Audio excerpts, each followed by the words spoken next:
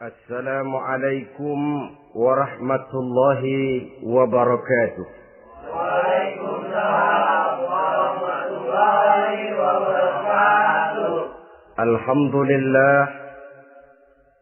Alhamdulillahillazi anzala al-Qur'an hudan lin-nasi wa bayyinatin minal huda wal furqan. Wassalatu wassalamu ala asyrafil anam wa ala alihi wa ashabihil kiram, amma ba'du. Saudara-saudara kaum muslimin rahimakumullah. Setiap penganut agama di dunia ini mempunyai sesuatu kitab yang dianggapnya sebagai kitab suci. Orang Hindu punya kitab Weda. Orang Buddha punya kitab Tripitaka. Yahudi mempunyai Taurat. Nasrani mempunyai Injil. Penganut Konghucu punya kitab Tao Te Ching. Orang Majusi punya kitab Zen Avesta. Orang Kebatinan punya kitab Serat Centani, Hidayat Jati, Darmo Gandul, atau Gatoloco. Sementara kita umat Islam oleh Allah diberikan Al-Quranul Karim. Mengapa kita yakini Quran ini sebagai kitab suci? Pertama, ia bebas dari intervensi dan investasi manusiawi. Ia sepenuhnya, baik isi maupun redaksi, adalah produk dari Allah Subhanahu wa ta'ala. Kita yakini Quran kitab suci karena sampai hari ini belum ada seorang pun yang sanggup membuat seperti itu. Suatu kitab hanya dinamakan suci kalau dia bersih dari investasi dan intervensi manusia. Al-Quran ini sejak turunnya 14 abad yang lalu telah menantang. Wa in kuntum fi raibim mimma nazzalna ala abdina fa'tu bi suratin min misli. Apabila kamu ragu-ragu terhadap kebenaran Quran yang kami turunkan kepada hamba kami Muhammad, atau kamu menyangka Quran itu cuma bikinan Muhammad saja, cobalah kamu buat satu surah saja semacam Al-Quran. Apabila kamu tidak mampu melakukannya seorang diri, wada'u syuhada'akum, ajak seluruh teman-temanmu. Sejak tantangan ini turun 14 abad yang lalu, sampai hari ini, tidak seorang pun yang sanggup membuat satu surah saja semacam Al-Quranul Karim. Barangkali belum pernah ada yang coba-coba. Sudah. Di antaranya apa yang dilakukan oleh Musailamah Al-Kadzab. Dia mencoba membuat satu surah semacam Al-Quran yang kalimatnya sudah berbentuk bait-bait syair, tapi isinya jauh panggang daripada api. Yang kedua, kita yakini Quran sebagai kitab suci karena isi dan ajarannya sesuai dengan fitrah manusia. Suatu kitab dinamakan suci kalau ajarannya sejalan dengan fitrah manusia. Misalnya, manusia secara fitrah, kalau dia laki-laki, normal nafsu kepada perempuan. Itu fitrah. Perempuan suka kepada laki-laki. Itu fitrah. Kalau ada kitab suci, tapi melarang manusia untuk kawin, kesuciannya perlu diselidiki. Quran kitab suci sejalan dengan fitrah manusia, maka ia menganjurkan manusia yang mampu untuk melangsungkan perkawinan. Contoh lain, secara fitrah manusia perlu makan. Kalau ada kitab suci yang melarang manusia puasa saja siang malam terus menerus, itu kan sama juga nyuruh orang mati. Quran sesuai dengan fitrah manusia. Maka dalam Islam puasa wisol, puasa ngableng apa itu istilahnya, puasa nyambung, Dari pagi sampai sore, sampai malam, sampai pagi lagi puasa terus. Bukan saja tidak boleh, malah haram hukumnya. Kenapa? Itu bertentangan dengan fitrah manusia. Yang ketiga, kita yakini Quran sebagai kitab suci karena isinya tidak kontroversial. Isinya tidak saling bertentangan satu sama lain. Di ayat manapun, Quran mengajarkan Allah itu Esa. Satu kali dia berkata haram, dia akan tetap berkata haram. Isinya tidak kontroversial. Sebab kalau ada kitab suci, di satu pihak mengajarkan Tuhan Esa, di lain ayat mengajarkan Tuhan 3, di lain ayat lagi mengajarkan Tuhan 4, kitab kacau namanya. Bagaimana suatu kitab bernama suci kalau isinya kontroversial satu dengan lainnya? Dari 3 kriteria inilah kita yakini Quran sebagai kitab suci. Masalah yang akan kita bicarakan pada pertemuan kita kali ini, bagaimana sikap kita terhadap Al-Quranul Karim sebagai kitab suci. Berangkat dari sebuah hadis di mana Rasulullah Shallallahu Alaihi Wasallam pernah memberikan tawaran. Beliau bersabda, "Man ja'ala al-Qur'ana amamahu qadahu ilal jannah, wa man ja'ala al-Qur'ana khalfahu saqahu ilan nar." Siapa yang menjadikan Quran sebagai imam, maka Quran akan membimbing dia ke dalam surga. Tetapi siapa yang menjadikan Quran sebagai makmum, maka Quran akan mendorong dia ke dalam neraka. Pilihan terserah kita. Siapa yang menjadikan Quran sebagai imam, ditempatkannya Al-Quran di depan, dia ikuti petunjuk dan ajaran Al-Quran, maka Quran akan membimbing dia ke surga. Surga dunia, lebih-lebih lagi surga akhirat. Tetapi sebaliknya, siapa yang menempatkan Quran di belakangnya, dia belakangi Al-Quran, dia belakangi perintah dan ajaran-ajaran Al-Quran, dia perturutkan hawa nafsunya dalam kehidupan ini, maka Quran akan mendorong dia ke dalam neraka. Ya, neraka dunia, lebih-lebih lagi neraka akhirat. Pilihan terserah kita. Saya mau tanya, kira-kira Quran dalam hidup kita jadi imam apa jadi makmum? Imam apa makmum? Kalau Quran jadi imam, artinya kita umat Islam jadi makmum. Resiko dan logika tentu. Makmum harus ngikuti imam. Imam takbir, makmum takbir. Imam ruku, makmum ruku. Imam sujud, makmum sujud. Imam tahiyat, makmum tahiyat. Itu namanya Quran jadi imam, kita jadi makmum. Artinya dalam terjemahannya pada kehidupan, kalau merah kata Quran, merah kita kata. Hijau kata Quran, hijau kita bilang. Ke barat kata Quran, ke barat kita pergi. Ke timur kata Quran, ke timur kita berangkat. Halal kata Quran, halal kata kita. Haram kata Quran, haram kita bilang. Itu Quran imam, kita makmum. Nyatanya kadang-kadang kontras. Nyatanya kadang-kadang paradoks. Merah kata Quran, hijau dong kata kita. Halal kata Quran, remeng-remeng kata kita. Ke barat kata Quran, ke timur kita pergi. Dalam praktek kita mau jadi makmum, Quran kita suruh jadi imam. Kita sesuaikan Quran dengan selera kita. Mana-mana ayat yang menguntungkan, mana ayat yang sesuai dengan mau kita, itu yang kita baca kuat-kuat. Itu yang kita canangkan ke tengah masyarakat ramai. Tapi manakala Quran itu bertentangan dengan nafsu kita, bertentangan dengan gaya dan kepribadian kita, kita umpetin itu Quran.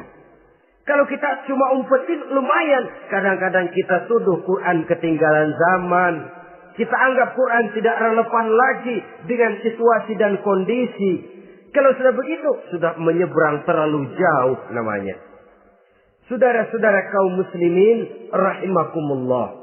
Inilah makna hadis Nabi yang diriwayatkan dari Imam Ali bin Abi Thalib, bersabda Rasul, "Man qara'al Qur'ana fastazharahu fa ahalla halalahu wa harrama haramahu adkhalahul jannah." Barang siapa yang membaca Al-Quran lalu memperhatikannya, kemudian menghalalkan yang halal dan mengharamkan yang haram, maka Allah akan memasukkan orang itu ke dalam surga. Ya surga dunia, ya surga akhirat. Apabila kita renungi hadis ini, maka untuk berimam kepada Al-Quran ada 3 jalan utama yang harus kita laksanakan. Pertama, dari kalimat man qara'al Qur'an, barang siapa yang membaca Al-Quran. Ini artinya siapa yang ingin menjadikan Quran sebagai imam di dalam kehidupan, jalan pertama yang harus ditempuhnya menanamkan kegemaran membaca Al-Quranul Karim. Al-Quran gharibun fima baina qaumin la yaqra'una. Quran akan jadi asing, Quran akan jadi aneh kalau terletak di tengah rumah orang Islam yang tidak suka membaca Al-Quranul Karim. Jadi langkah pertama, tanamkan kegemaran membaca Al-Quran. Saya tidak menyalahkan kalau remaja kita gandrung kepada Stevie Wonder. Baik kalau mereka senang kepada suara emasnya Michael Jackson atau suaranya Madonna. Tapi kalau sampai harus mengalahkan kecintaan mereka kepada membaca Al-Quran, ini ironi. Sebagai orang tua, kalau anak-anak kita buta huruf Latin, katanya menghambat pembangunan. Bahkan pemerintah saja menggalakkan bebas 3B itu. Buta aksara diantaranya, supaya rakyat bisa membaca huruf Latin. Kalau anak-anak kita buta huruf Latin, katanya menghambat pembangunan. Bagaimana kalau anak-anak kita buta huruf Quran? Jelas saja menghambat proses kesadaran dan kebangkitan dari dunia Islam itu sendiri. Satu contoh ringan.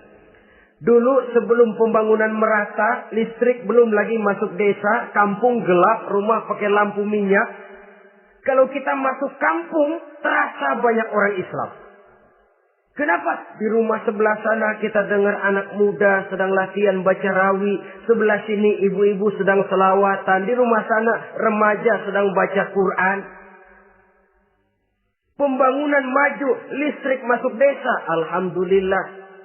Tapi apa yang kemudian terjadi? Proses pergeseran nilai. Setelah listrik masuk desa, radio main kenceng-kencengan. Televisi main gede-gedean. Baca Quran sudah barang aneh, langka. Tengoklah sekarang kalau kita masuk kampung, ada yang remaja sedang baca Quran. Rasanya kok aneh, nggak umum. Sesuatu yang baik malah menjadi nilai-nilai keanehan. Saudara-saudara kaum muslimin rahimakumullah, tanamkan kegemaran membaca. Dalam satu hadis Nabi pesan, nawiru buyutakum bitilawatil Quran. Sinari rumah tanggamu dengan bacaan Quran. Sebab listrik ini cuma bisa menerangi gelap, tapi tidak akan sanggup menerangi hati manusia. Quran produk Allah dibaca dalam segala keadaan, tepat dan pantas. Lihat saja, orang sedih baca Quran, terhibur. Orang gembira baca Quran, tidak lupa diri. Di rumah mewah ada yang baca Quran, bagus. Di gubuk reot di pinggir kali ada yang baca Quran, cocok. Orang kawin dibacakan Quran, bagus. Orang mati dibacakan Quran, tidak jelek. Dalam segala keadaan, in all season, bahasa kerennya, dia pantas dibaca. Saudara-saudara, bahkan orang sakit gigi pun kalau dengar baca Quran, tidak marah. Coba lihat. Dia senang benar lagu Michael Jackson, tapi giliran sakit gigi, coba setelin lagu Michael Jackson. Kalau nggak mencah-mencah, kamu gila apa nggak tahu saya lagi sakit gigi? Tapi coba bacakan Quran, dia pasti tidak marah. Begitu besar daya pengaruhnya. Bahkan Abu Jahal sama Abu Lahab pernah rapat. Kata Abu Jahal sama Abu Lahab, Mas Lahab, gini loh Mas. Kenapa? Ini saya pikir-pikir salah satu yang menyebabkan kenapa saudara kita banyak ikut ajaran Muhammad. Mereka kalau sudah dengar bacaan Quran terpesona. Jadi kita blokir saja. Caranya gimana? Kasih pengumuman kepada Quraisy, jangan sekali-kali mau dengerin Muhammad baca Quran. Kamu juga jangan. Dan kamu, saya pun begitu. Mari kita janji, tidak mau dengar bacaan Quran. Salaman. Pulang ke rumah masing-masing. Dapat 1 hari tahan, 2 hari bertahan, 3 hari, seminggu ke atas. Abu Jahal mulai ada semacam rindu.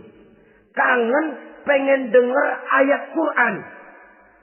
Karena secara pribadi dia mengakui keindahan gaya bahasanya jauh lebih tinggi dari kemampuan penyair Quraisy. Isi ajarannya sangat dalam dan menyentuh segi-segi kehidupan manusia. Nggak tahan Abu Jahal kayak dikit-dikit hatinya. Keluar rumah mindik-mindik, umpet-ngumpet. Ngempet di rumah Nabi. Pengen dengar Nabi baca Quran. Rupanya Abu Lahab sama. Pikir Abu Jahal, Abu Lahab nggak bakalan keluar. Abu Lahab berpikir, Jahal pasti di rumah. Dua-duanya bareng berangkat ke rumah Nabi. Cuma yang satu dari sebelah barat, yang satu dari sebelah timur. Ngempet, ketemu di sudut, sama-sama kaget. Jahal, loh kamu Lahab? Iya, kamu ngapain? Lah kamu ngapain? Akhirnya sama-sama malu. Sama-sama tidak bisa menahan diri. Akhirnya sama-sama ngakuin. Bagaimanapun kita harus akui bahwa Al-Quran ini mengandung daya pesona yang sangat luar biasa. Itu dari segi bacaan. Belum lagi dari segi ajaran. Belum lagi dari segi isi. Tanamkan kegemaran membaca Al-Quran. Sampai-sampai Nabi katakan, Innal ladzi laisa fi jawfihi syai'un minal Quran kal baitil kharib. Orang yang dari tenggorokannya belum pernah keluar ayat Quran barang sepotong pun. Belum pernah ngaji barang seayat pun. Itu orang kata Nabi kal baitil kharib. Kayak rumah kosong. Rumah kan kalau kosong biar bagus, mewah, besar, perabotannya lengkap. Kalau kosong, angker. Setan kuntilanak memedi, betah benar di situ. Saudara-saudara kaum muslimin rahimakumullah. Dalam satu percontohan Nabi mengatakan begini. Masalul mu'minil ladzi yaqra'ul Qur'an kamasalil utrujah. Rihuha thayyibun wa ta'muha thayyibun. Orang mukmin yang suka membaca Quran adalah ibarat buah utrujah. Baunya wangi, rasanya lezat. Kira-kira kalau di negeri kita buah apa utrujah ini? Semacam jeruk yang manis lah. Sudah baunya wangi, rasanya enak. Itu buah itu. Orang mukmin yang suka baca Quran kayak buah itu. Baunya wangi, rasanya enak. Artinya syiarnya hidup, isinya memang orang mukmin. Sebaliknya, wa masalul mu'minil ladzi la yaqra'ul Qur'an kamasalit tamrah la riha laha wa ta'muha hulwun. Orang mukmin yang tidak suka baca Quran kayak korma. Rasanya emang manis, cuman kagak ada baunya. Artinya apa? Syiarnya kurang. Kalau orang belum tapi kenal kan kagak mau makan kurma. Kenapa? Nggak ada baunya.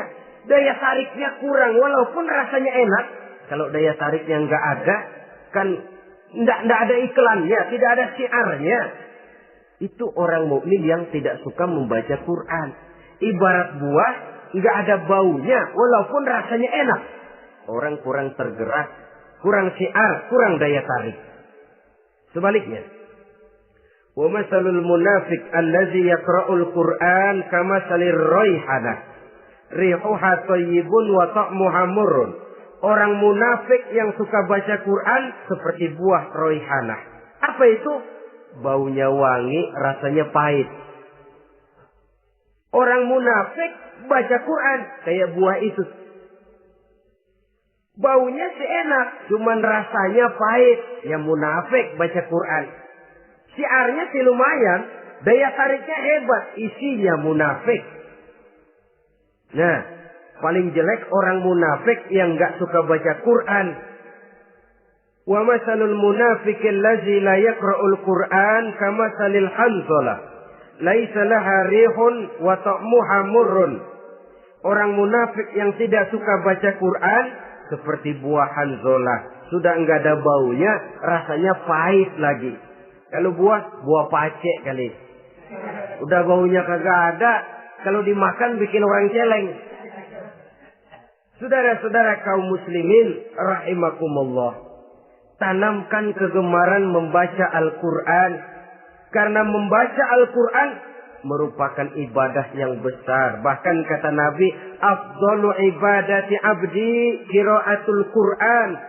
Nilai ibadah yang paling baik dari hambaku adalah ibadah membaca Al-Quran. Dalam sholat pahalanya lebih besar di luar sholat daripada di luar sholat.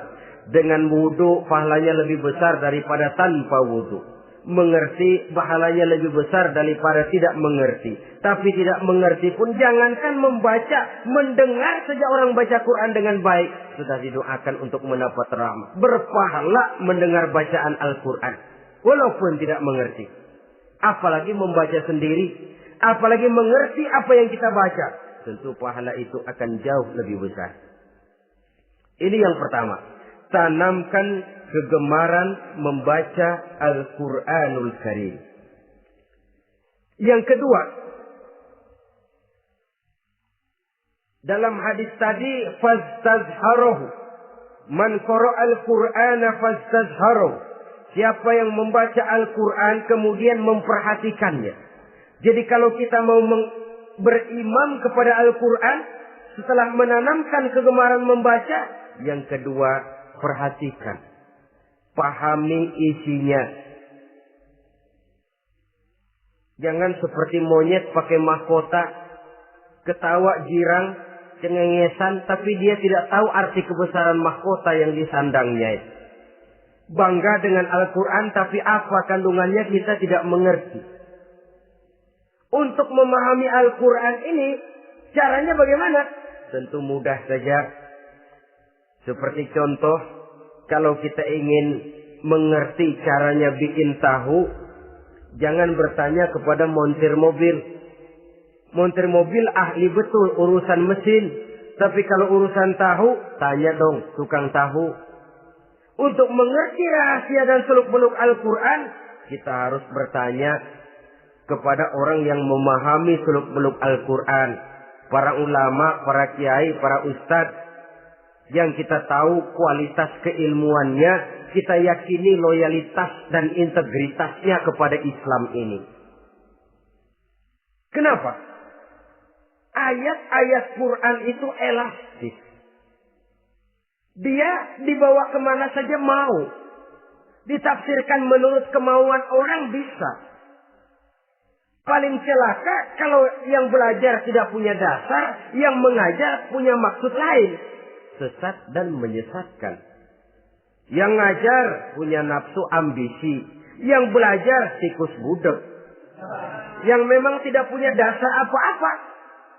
Sekali belajar langsung tafsir. Cara wudhu yang baik saja belum ngerti. Cara ruku dan sujud yang baik saja belum bisa. Yang membatalkan sholat apa ndak bisa, ndak ngerti. Sekali langsung. Ndak, supaya kita langsung saja belajar langsung Al-Quranul Karim. Tidak jelek.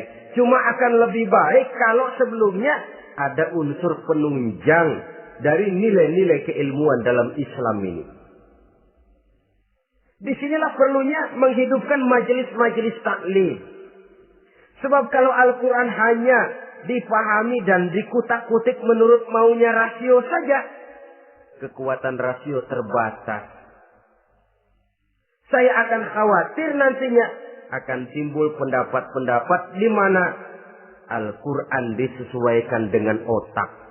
Bukan otak ngikuti Quran, tapi Quran disuruh ngikuti otak. Contoh yang dekat saja. Kalau saudara ngukur kayu pakai meteran, itu kira-kira meteran ikut kayu, apa kayu ikut meteran?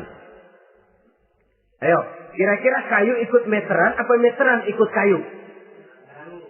Meteran ikut kayu. Bagus. Kalau meteran ikut kayu, artinya nggak ada meteran benar di dunia ini. Kayunya kependekan, meterannya dipotong. Kan begitu loh. Meteran ikut kayu namanya. Bukan meteran ikut kayu, tapi kayu yang harus ikut meteran. Otak harus ikut wahyu. Jangan wahyu disuruh ikut otak. Manusia ikut Quran, jangan Quran disuruh ikut manusia. Dan kaum orientalis, ya, orang barat di luar Islam yang mendalami, mempelajari Islam dengan tujuan mencari kelemahan Islam untuk menghantam umat Islam. Itu sengaja mencari ayat-ayat yang mereka kumpulkan untuk menghantam umat Islam. Supaya mereka meragukan Qur'annya untuk kemudian pada suatu saat meninggalkan Qur'an sama sekali. Timbullah pendapat ada ayat Quran yang sudah tidak sesuai lagi katanya dengan situasi dan kondisi. Seolah-olah otak manusia sudah jauh lebih pintar daripada Al-Quranul Karim.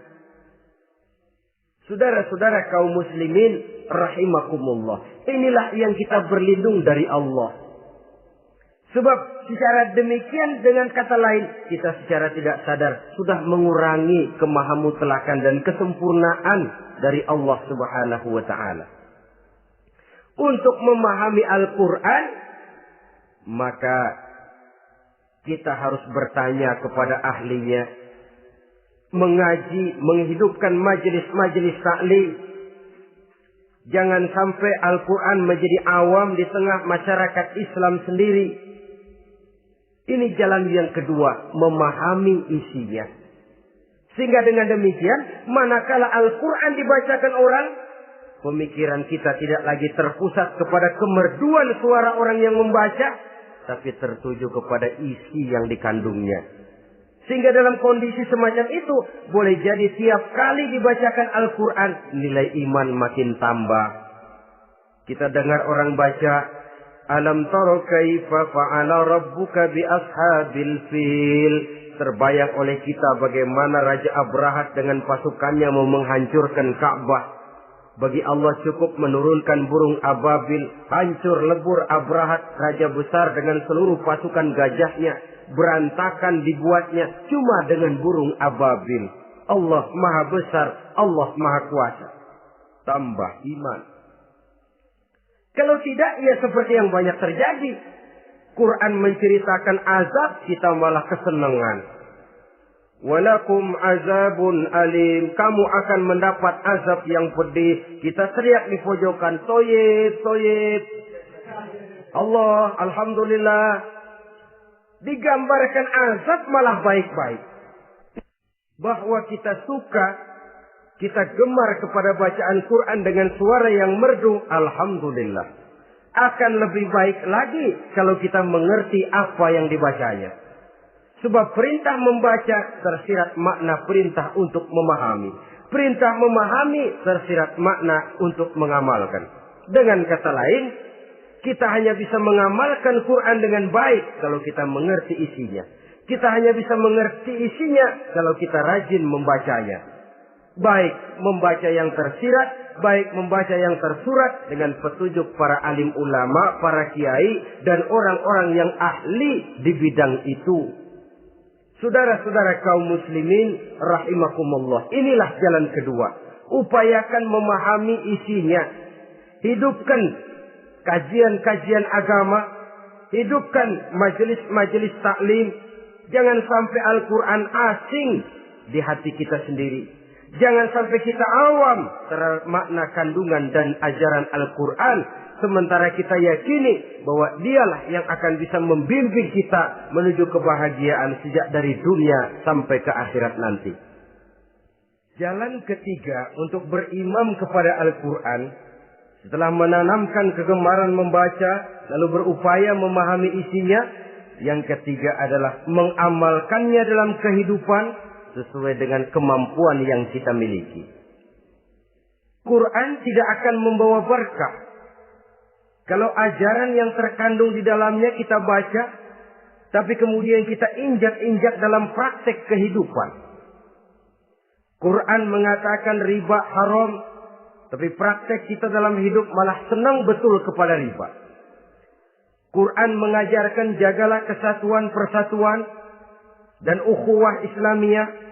Praktek yang kita lakukan malah centang perenang, malah saling bertolak belakang, malah kadang menjegal kawan seiring, menggunting dalam lipatan, ramai kita dengan kita. Lalu kelemahan pun menjadi kenyataan di mana-mana. Quran sekali lagi tidak akan membawa berkah kalau yang kita baca kita injak-injak. Tentang pengamalan Al-Quran ini, Allah Subhanahu wa ta'ala mengklasifikasi manusia dalam firman-Nya.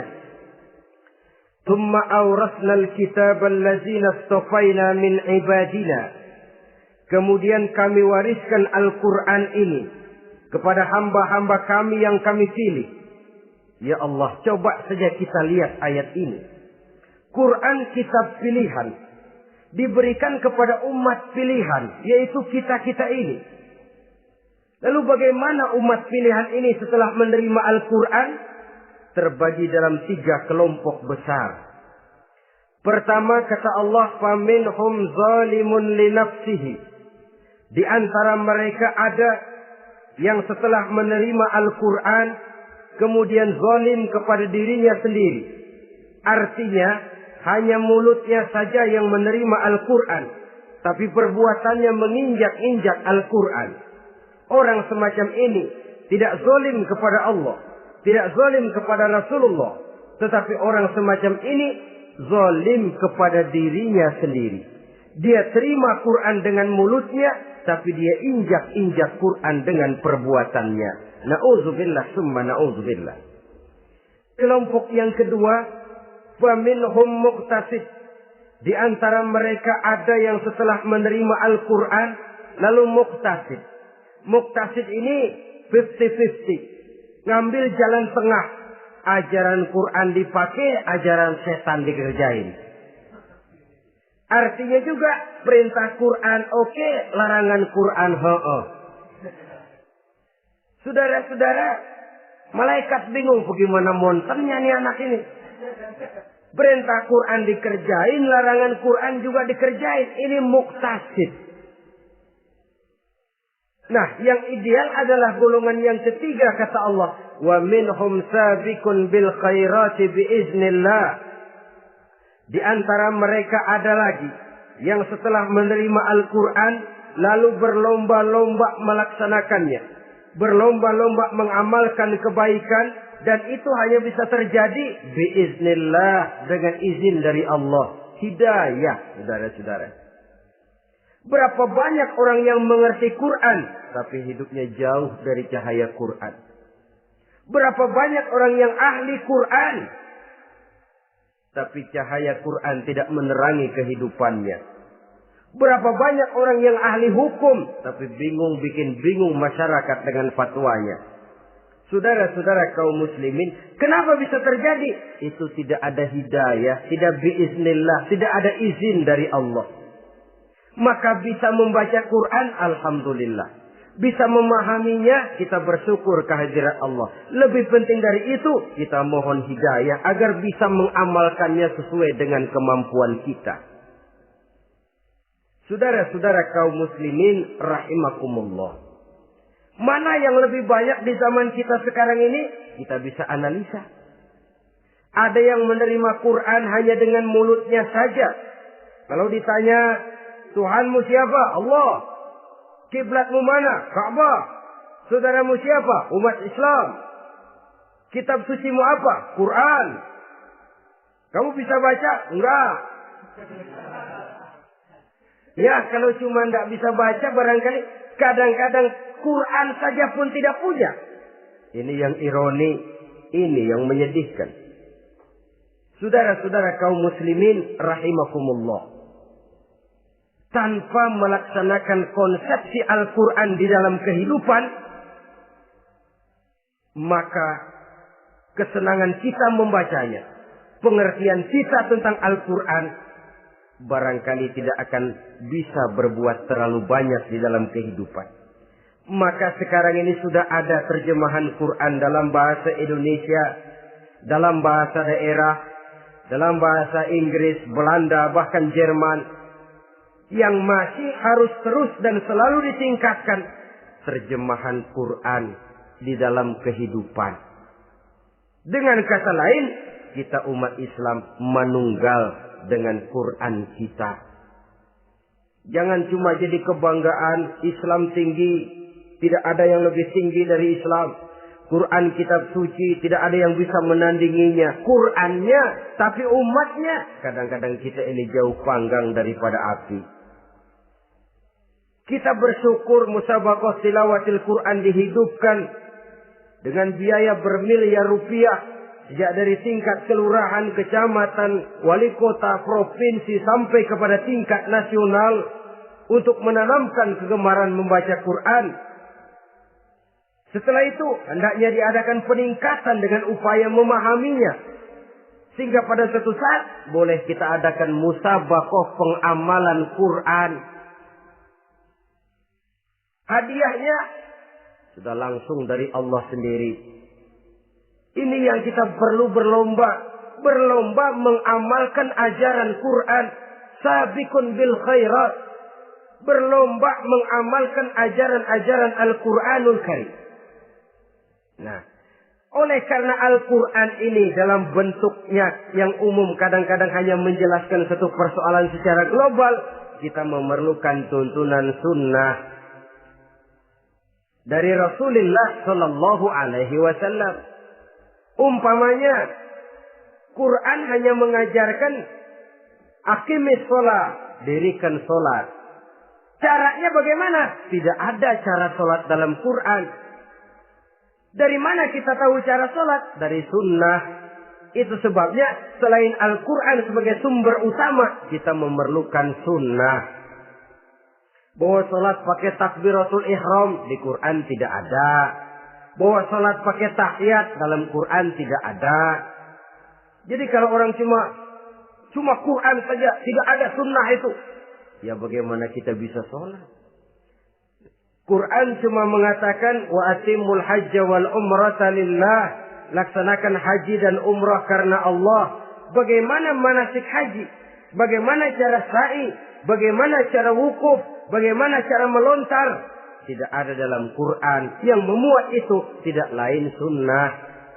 Untuk memahami Quran dan sunnah ini, kita memerlukan orang yang menguasai Quran dan sunnah. Oleh karena itu, kita perlu petunjuk kepada para ulama.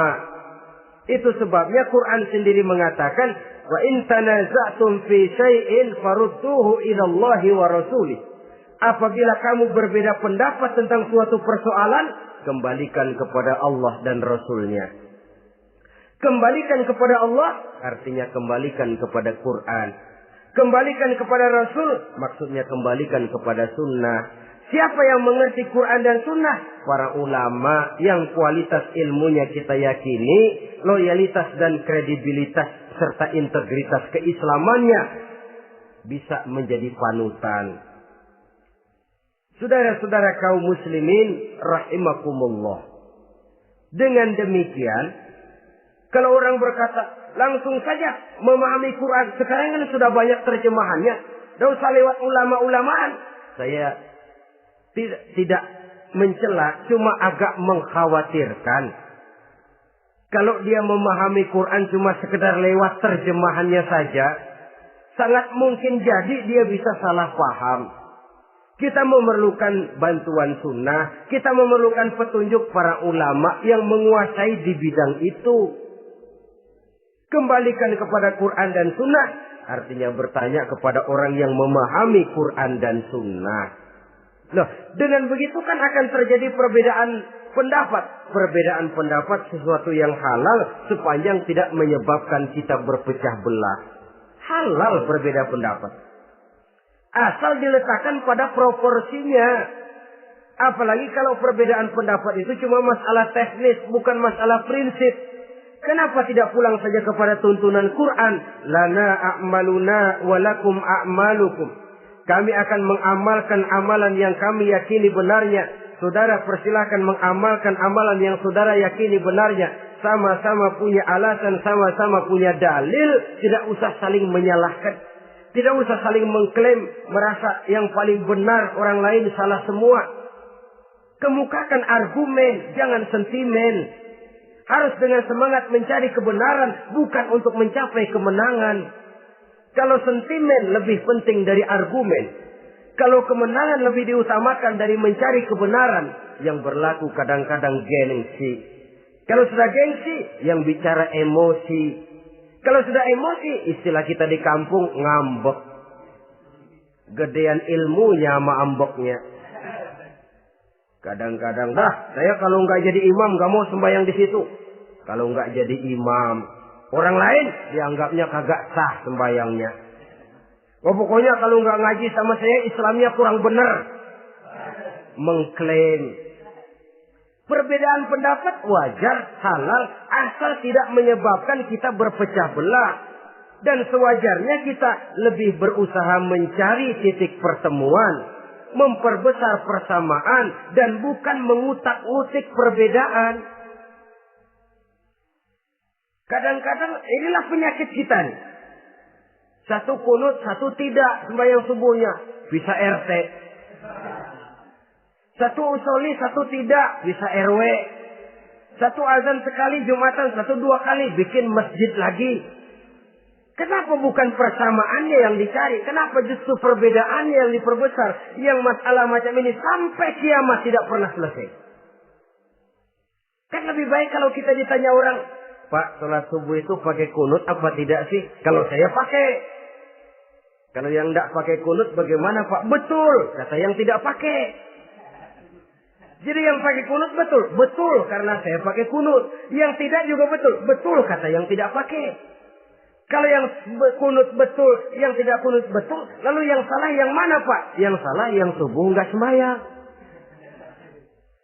Lebih objektif, proyek garapannya ada, umat tidak berpecah belah. Yang konyol, kadang-kadang khutbah Jumat pakai membongkar khilafiyah, menghantam tahlil, menghantam kunut.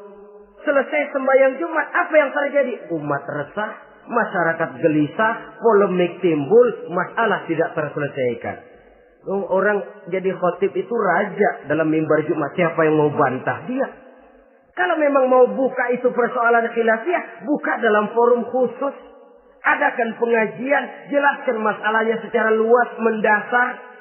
Jangan mengklaim dan memponis. Berikan kebebasan kepada umat untuk menilai masalahnya selesai. Yang tidak puas bisa bertanya. Saudara-saudara, sudah lewat masanya kita meributkan soal itu. Sudah datang waktunya di mana kita lebih mementingkan dan membicarakan masalah-masalah yang lebih mendesak dihadapi oleh umat. Kemiskinan misalnya. Kebodohan misalnya. Keterbelakangan umpamanya. Peluang untuk mendapatkan pendidikan yang layak bagi anak-anak kita yang berotak cerdas tapi tidak punya kemampuan ekonomi umpamanya. Itu akan lebih objektif ketimbang kita membicarakan masalah-masalah yang sampai kiamat tidak akan pernah selesai. Yang hanya akan menyebabkan kita menjadi lemah, persatuan koyak, solidaritas sosial lalu menurun, saling curiga menjadi tumbuh karenanya, dan pada akhirnya kita tidak akan pernah bisa berbuat banyak. Untung kalau tidak menjadi tertawaan bagi orang yang berdiri di luar pagar. Saudara-saudara kaum muslimin rahimakumullah. Sekali lagi, Al-Quran tidak akan membawa berkah kalau yang kita baca, kita injak-injak. Oleh karenanya, untuk berimam kepada Quran ini, sekali lagi pertama, tanamkan kegemaran membaca. Yang kedua, upayakan memahami isinya melalui bimbingan orang yang ahli bidang itu. Yang ketiga, amalkan sesuai dengan kemampuan. Sebab itu ada prinsip, kalau isi suatu hadis nampaknya bertentangan dengan otak, kesohihan hadis itu boleh diperiksa. Tapi kalau ayat Quran nampaknya bertentangan dengan otak, otaknya yang harus diperiksa. Jangan Qur'annya lalu disesuaikan dengan otak. Sebab kalau kita sudah berani berteori, ada ayat Quran yang tidak sesuai dengan keadaan. Ayat yang mana? Yang ini. Tahun depan tambah lagi. Tahun depan tambah lagi. Makin lama makin habis Al-Quran itu. Yang perlu diperbarui cara kita memahami Quran. Bukan dengan mengemukakan teori ayat Quran kehilangan relevansi. Cara kita memahami barangkali yang kurang relevan. Dalam situasi, dalam konteksnya dengan situasi dan kondisi. Jangan lupa, Al-Quran ini kan untuk semua umur. Dia bisa dipahami secara filosofis. Dia bisa dipahami dengan kacamata orang awam. Tingkat kemampuan berpikir orang tidak semuanya sama. Kalau semua orang kita mau ajak berfilsafat, merenung dalam-dalam, menerawang tinggi-tinggi, ialah buat mereka yang terjangkau oleh perguruan tinggi. Tapi buat saudara-saudara kita, pedagang-pedagang kecil, petani di desa-desa terpencil, remaja-remaja yang jauh dari sentuhan teknologi canggih, sanggupkah mereka berpikir filosofis? Sementara mereka merupakan bagian terbesar dari kondisi umat ini. Saudara-saudara kaum muslimin, oleh karenanya ditentang membaca, memahami dan mengamalkan, Rasulullah Sallallahu Alaihi Wasallam pernah memberikan sugesti. Beliau bersabda, "In aradtum aisas su'ada," apabila kamu menginginkan kehidupan yang bahagia, hidup seperti hidupnya orang-orang yang bahagia, dan tentu ini keinginan kita semua. Wa mautas syuhada, dan menginginkan mati sebagai matinya para syuhada, para pahlawan pembela agama, orang yang mati syahid. Wah, ini sudah tidak duanya ini. Hidup mulia, mati syahid. Dapat dua-duanya. Wan najata yaumal hasri, dan ingin mendapat keselamatan pada hari hasyr, hari pengumpulan manusia di padang mahsyar. Wa zilla yaumal harri, dan mendapat perlindungan dari Allah pada hari yang sangat panas. Wal huda minadh dhalalah, dan mendapat petunjuk dari kesesatan. Nah, ini keinginan semua orang. Kan yang kita cari apa sih? Hidup bahagia. Biar ndak kaya asal bahagia. Sudah enak. Lalu apa lagi? Matinya sebagai syahid. Kemudian di hari pengumpulan nanti mendapat keselamatan. Lalu pada saat orang lain kepanasan kita mendapat perlindungan. Kemudian orang lain kebingungan kita mendapat petunjuk. Kalau ini yang diinginkan kata Nabi, resepnya fa'adimu qiraatal Qur'an, maka lazimkan, biasakan olehmu membaca Quran. Tidak ada terlambat. Idealnya memang dari kecil, sebab lidah kalau sudah kaku berat. Disuruh baca innallaha laghaniyun hamid, lidahnya berat. Innallaha lampuniyun hamid, lampuniyun. Laghaniyun jadi lampuniyun. Lidah itu kalau sudah berat ya memang berat. Disuruh baca ya Bani Israel, lidahnya berat. Ya Bini Siroil. Jadi ya Bini Siroil. Saudara-saudara, idealnya memang dibiasakan dari kecil supaya lidah itu ringan. Kalau tidak ada istilah terlambat. Saya malu Pak, belajar alif-alifan udah gede. Ya jangan alif-alifan, alif beneran. Alif-alifan kapan bisa ya? Alif beneran yang dipelajari. Tidak ada istilah terlambat, tidak ada istilah malu untuk belajar Al-Quran ini. Saudara-saudara kaum muslimin rahimakumullah. Ini sugesti untuk menanamkan kegemaran membaca. Lalu sugesti untuk memahaminya. Tentu banyak ayat, banyak hadis. Mengapa tidak di antara kamu sekelompok orang yang berangkat untuk memperdalam, memahami agama? Falaula nafaro min kulli firqatin minhum ta'ifatun liyatafaqahu fid din. Di tengah kelompok orang yang berangkat belajar teknologi canggih, di tengah grup orang yang mendalami ekonomi, di tengah kelompok orang yang membidangi hukum, di tengah kelompok orang yang sibuk meneliti ilmu-ilmu kedokteran, mengapa tidak ada kelompok orang yang secara takhasus liyatafaqahu fid din, mendalami agama ini, mendalami Quran ini, harus ada. Lalu sugesti untuk mengamalkan Al-Quran kelihatan dari peringatan Allah yang kita bisa temukan pada surah Toha ayat 124 sampai dengan 127. Wa man a'rada an zikri, barang siapa yang berpaling dari peringatanku, kata Allah.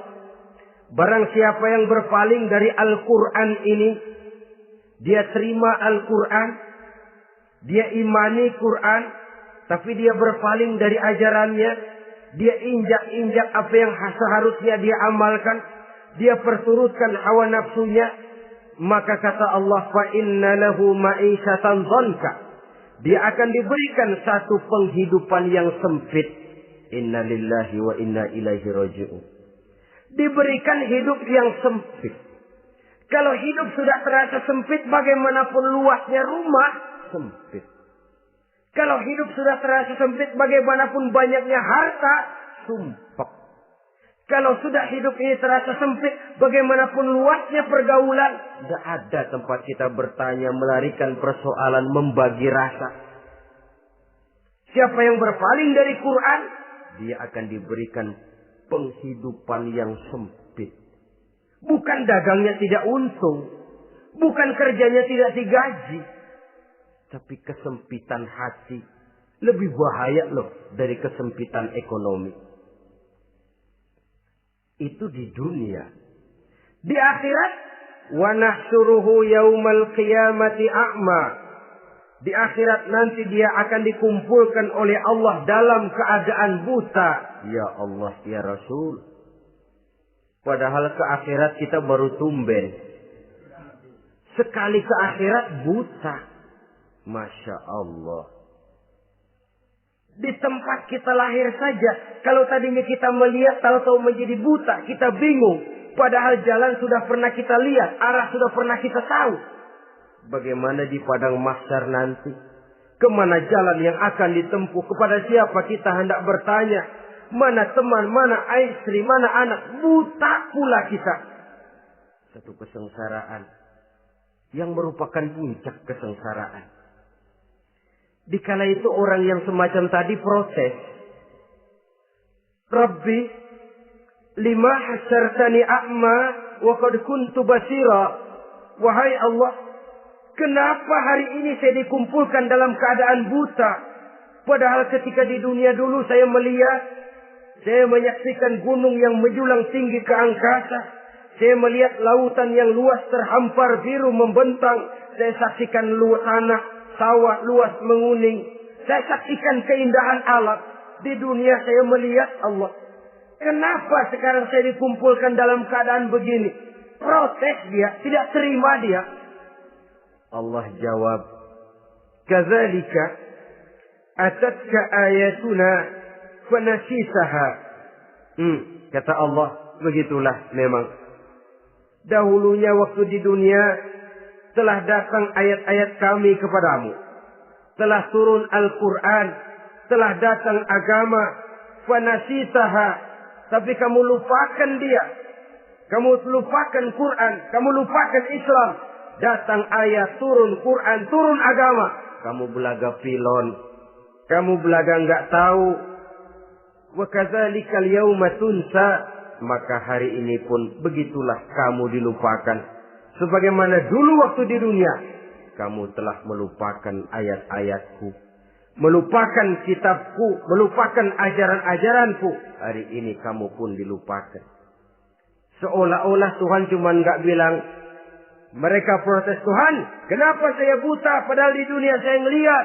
Kata Tuhan, kalau bahasa kita, lu rasain. Lu sih, kenapa dulu di dunia? Pura-pura enggak lihat. Kenapa waktu di dunia? Pura-pura enggak tahu. Kenapa waktu di dunia? Kamu lupakan Quran. Maka hari ini pun engkau kami lupakan. Wa kadzalikal yauma tunsa. Wa kadzalika najzi man asrafa walam yu'min bi ayati rabbih wal azabul akhirati asad wa abqa. Demikianlah kami membalas orang yang berlebih-lebihan, orang yang melampaui batas dan tidak mau beriman kepada ayat-ayat Tuhannya, dan sungguh siksa akhirat itu lebih dahsyat dan lebih kekal. Siksa dunia mungkin kelaparan, kekurangan ekonomi, kekurangan pakaian, tapi berapa hari paling lama seumur manusia? 70 tahun umur kita, ya paling lama begitulah. Tapi siksa akhirat, kesengsaraan akhirat, kesengsaraan neraka, asyaddu wa abqa, lebih dahsyat dan lebih kekal. Di zaman sekarang orang bukan cuma berbuat potong kompas, berpikir pun potong kompas, berpikir pun ngambil jalan pintas. Dia lebih memilih kesenangan yang sedikit dengan mengorbankan kesenangan yang abadi. Dia mengejar surga yang sebentar dengan menghancurkan surga yang kekal. Dicarinya surga dunia, hidup cukup, rumah bagus, makan bagus, pakaian bagus, istri bagus, dengan menghalalkan segala macam cara, berpaling daripada kehidupan agama, lalu menginjak-injak Al-Quranul Karim. Kita berlindung kepada Allah, jangan sampai dimasukkan dalam kelompok yang di akhirat nanti dibangkitkan dalam keadaan buta. Na'udzubillah summa na'udzubillah. Di sini kita terkesan dengan apa yang dikatakan Sayyid Muhammad Abduh. Al-Islam mahjubun bil muslimin. Kebesaran Islam kadang-kadang tertutup oleh tingkah laku umat Islam sendiri. Keluhuran dan kesempurnaan Al-Quran tertutup oleh kebodohan umat Islam. Sedangkan untuk mengungkapkan rahasia Al-Quran ini diperlukan keahlian yang kompleks. Saudara yang di Fakultas Teknik belajar teknologi, ungkap buka rahasia Quran di bidang teknologi. Saudara yang di bidang kedokteran, ungkap buka rahasia Al-Quran di bidang kedokteran. Saudara yang ahli geologi, pelajari struktur kulit bumi dengan mengungkap rahasia Al-Quran. Sehingga pengkajian kita tentang teknologi, pengkajian kita tentang angkasa luar, pengkajian kita tentang anatomi manusia akan berakhir kepada Subhanaka ma khalaqta hadza batila. Ya Allah, tidak satu pun yang Engkau ciptakan ini sia-sia. Perut bumi mengandung minyak, timah, kekayaan yang berharga untuk manusia. Mempelajari angkasa luar bisa memahami musim dan menyelamatkan manusia. Mempelajari rimba belantara, teknologi canggih, akhirnya akan memperkuat nilai-nilai iman. Menerjemahkan ajaran Quran lewat disiplin ilmu yang kita kuasai masing-masing. Untuk kemudian bekerja sama, bahu-membahu dalam rangka mengimani Al-Quran, mengamalkan Al-Quran, dan mengawal keluhuran Al-Quranul Karim yang atas dasar tuntunannya kita hidup, untuknya kita berjuang, dan dalam bimbingannya kita ingin kembali menghadap Allah Subhanahu wa Ta'ala. Inilah pertemuan yang singkat ini. Mudah-mudahan kita diberikan kekuatan oleh Allah untuk berimam kepada Al-Quran, menjadikannya sebagai pedoman utama di dalam kehidupan kita. Terima kasih atas segala perhatian. Mohon maaf atas segala kekurangan. Usikum wa nafsi bitaqwallah. Wassalamualaikum warahmatullahi wabarakatuh. Waalaikumsalam warahmatullahi wabarakatuh.